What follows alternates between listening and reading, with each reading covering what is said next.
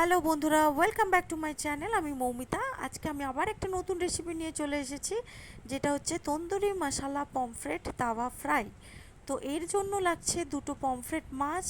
আমি এখানে দুটোই নিয়েছি, মাঝখান থেকে পেটটা কেটে নিয়েছি। লাগছে আদা, রসুন, কাঁচা লঙ্কা, স্বাদ মতো নুন, হলুদের গুঁড়ো, জিরে ধনে অর্ধেক অর্ধেক করে এখানে রাখা আছে, নিচ্ছি লঙ্কা গুঁড়ো।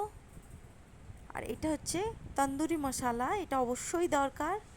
লাগছে কিছুটা পরিমাণে ছাতু নিয়েছি আমি এখানে, আর লাগছে লেবু, আর অবশ্যই সর্ষের তেল। তো প্রথমে যেই আদা, রসুন আর কাঁচা লঙ্কা ছিল, সেটার একটা আমি পেস্ট বানিয়ে নিয়েছি। এবার মেন মশলাটা আমরা তৈরি করব ম্যারিনেট করার জন্য। তো প্রথমে আমি বোলের মধ্যে আমি ওই বাটা মশলাটা দিলাম। এবার শুকনো মশলাগুলো দেব। তো জিরে ধনে গুঁড়োটা প্রথমে দিয়ে দিলাম, এরপরে দেব লঙ্কা গুঁড়ো,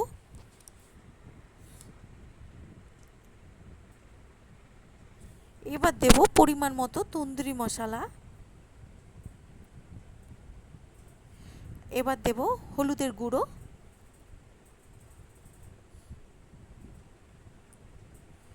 পরিমাণ মতো নুন,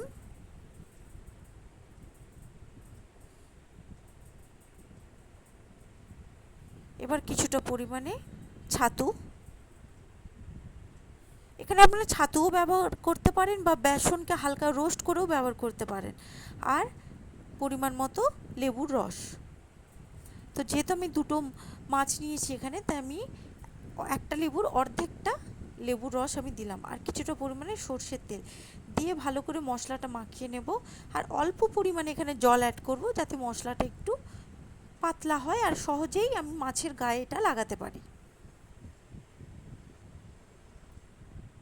তো দেখুন এইরকম গাঢ়ত্ব হবে, খানিকটা জল দিয়ে আমি গুলে নিয়েছি। এবার মাছের গায়ে আমি ভালো করে মশলাটা লাগিয়ে দেব।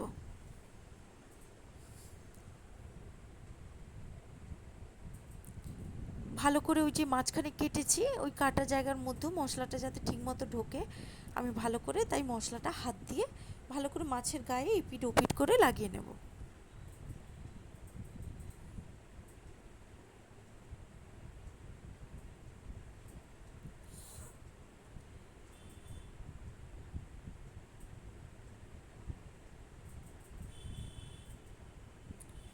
এইভাবে পুরো মশলাটা মাখিয়ে আধ ঘন্টা থেকে 1 ঘন্টার মধ্যে আমি ম্যারিনেট করতে দেবো। এটা পারলে আপনারা ওভারনাইটও করতে পারেন।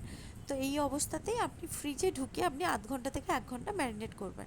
তো আমার সময় হয়ে গেছে, আমি 1 ঘন্টার মতো ম্যারিনেট করে রেখেছি। এবার একটা তাওয়া নিয়েছি, তাওয়ার মধ্যে কিছুটা পরিমাণে সাদা তেল দিয়েছি, আর এর সাথে আমি কিছুটা পরিমাণে বাটার অ্যাড করলাম, যাতে এর টেস্ট আরও বাড়ে, আরও এনহ্যান্স হয় এর টেস্টটা। তো আমি বাটারটা যখন নরম হয়ে গেল, গলে গেল, গরম হয়ে গেল, তখন আমি এর মধ্যে পমফ্রেট মাছটা একটা একটা করে আমি দিচ্ছি। তো এখানে প্রথমে একটা মাছ দিয়ে ভালো করে এদিক ওদিক করে একদম সিম আছে, মানে ধিমে আছে, আপনাদের এটা ভাজতে হবে।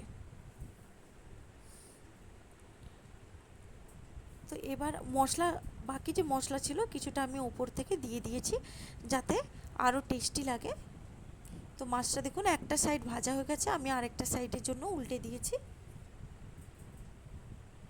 তো এইভাবে ভালোভাবে খুন্তির সাহায্যে প্রেস করে করে এটাকে দু সাইডেই ভালোভাবে ভেজে নিতে হবে, যাতে কোনো কাঁচা ভাব ভেতরে না থাকে। একটু টাইম দিয়ে আপনাকে ভাজতে হবে, তাওয়া ফ্রাই করতে হবে। তো আমাদের তাওয়া ফ্রাই রেডি পমফ্রেটের। এটা তন্দুরি মশলা পমফ্রেট তাওয়া ফ্রাই।